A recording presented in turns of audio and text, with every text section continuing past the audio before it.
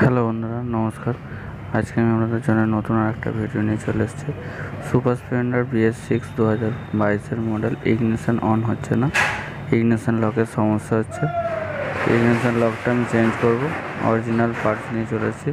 দেখুন, ignition on করছে, on হচ্ছে না। আমি অরিজিনাল ইগনিশন লক কমপ্লিট নিয়ে চলে এসেছি। আজকে আমি দেখাবো ইগনিশন লক কীভাবে চেঞ্জ করতে হয়। ভিডিওটা অবশ্যই পুরোটা দেখবেন। আশা করি ভিডিওটা আপনাদের ভালো লাগবে। চলুন শুরু করা যাক।